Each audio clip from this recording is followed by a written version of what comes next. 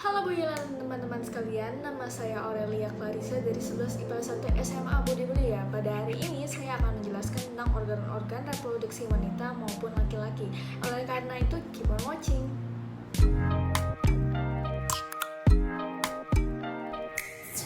Jadi, organ reproduksi pertama yang akan kita bahas adalah organ reproduksi pada wanita.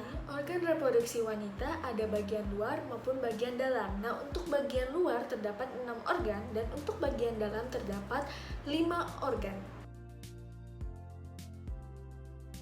Nah, ternyata organ reproduksi bagian luar ternyata memiliki fungsi juga loh. Jadi yang pertama fungsinya untuk memudahkan sperma masuk ke dalam organ reproduksi bagian dalam. Dan yang kedua untuk melindunginya dari organ-organ yang akan menyebabkan infeksi. Organ reproduksi wanita bagian luar itu dikelompokkan dalam satu area yaitu vulva.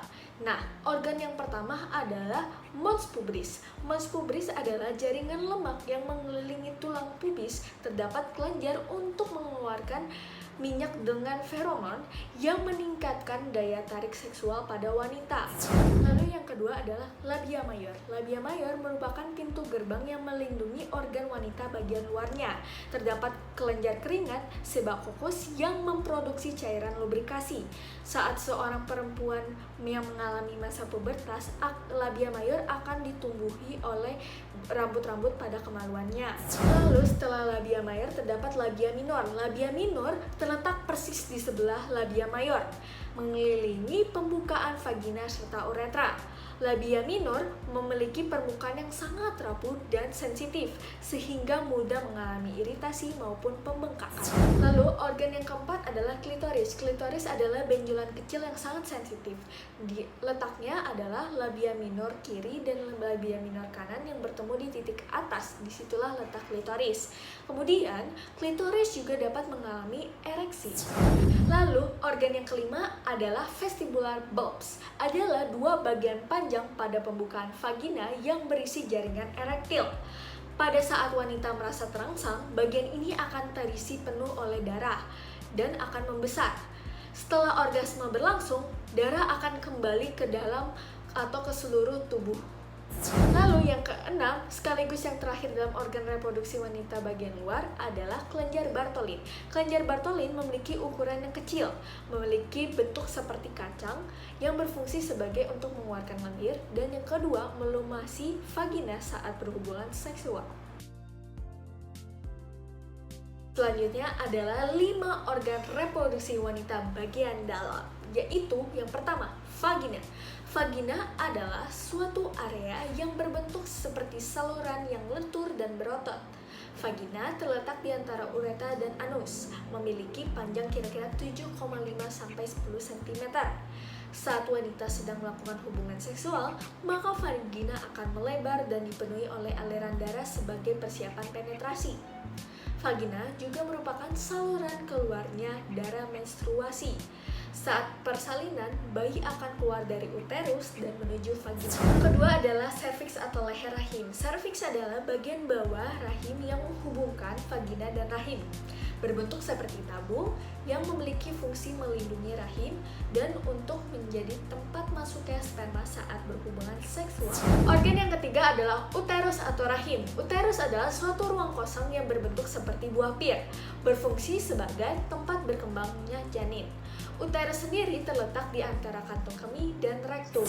Organ yang keempat adalah tuba falopi. Tuba falopi berbentuk seperti pembuluh kecil yang menempel pada bagian atas rahim.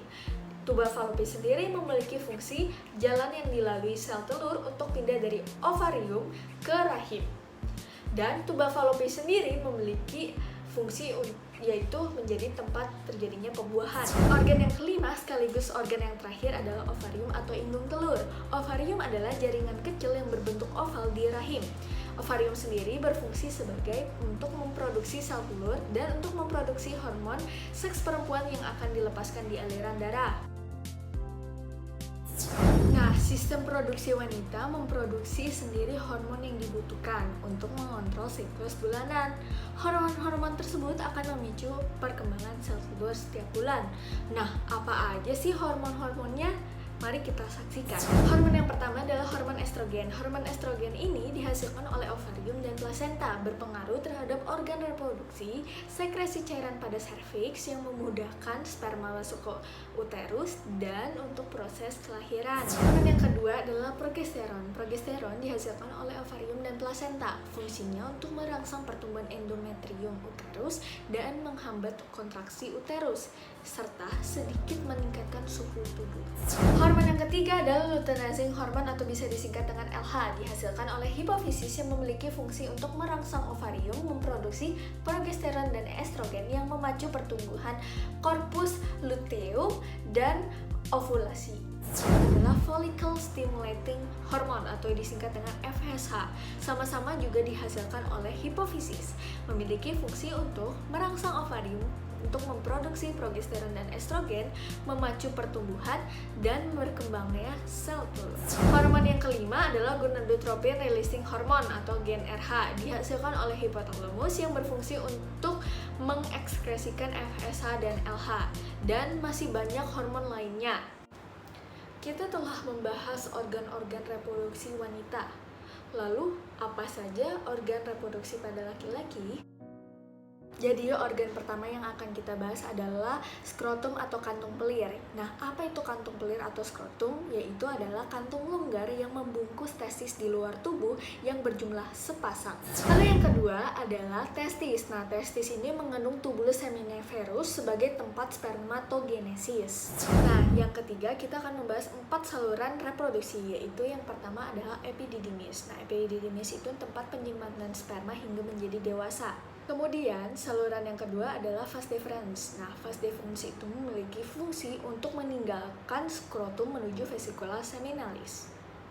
Yang ketiga adalah ductus ejaculatoris. Nah, ductus ejaculatoris ini berfungsi untuk menerima sperma dari vas deferens dan menyalurkan sekresi vesikula seminalis. Nah, saluran yang terakhir adalah saluran uretra. Nah, saluran uretra berfungsi untuk menyalurkan pembuangan urin dari kantung kemih menuju ujung penis. Selanjutnya kita akan membahas kelenjar aksesori. Nah, kelenjar aksesori itu terdiri dari 3. Nah, yang pertama itu adalah vesikula seminalis. Nah, vesikula seminalis itu menghasilkan cairan yang kental, bersifat basah, dan kaya akan fruktosa. Nah, yang kedua adalah kelenjar prostat. Nah, kelenjar prostat itu fungsinya untuk menghasilkan cairan basah yang akan meningkatkan motilitas sperma. Yang ketiga adalah kelenjar Cowper. Nah, kelenjar Cowper untuk menghasilkan cairan yang bersifat basah yang mengandung lendir atau mukus. Nah, organ selanjutnya yang akan kita bahas adalah penis. Penis ini berfungsi untuk organ kopulasi serta pengeluaran urin maupun cairan semen. Kemudian yang kedua banyak mengandung saraf sensoris.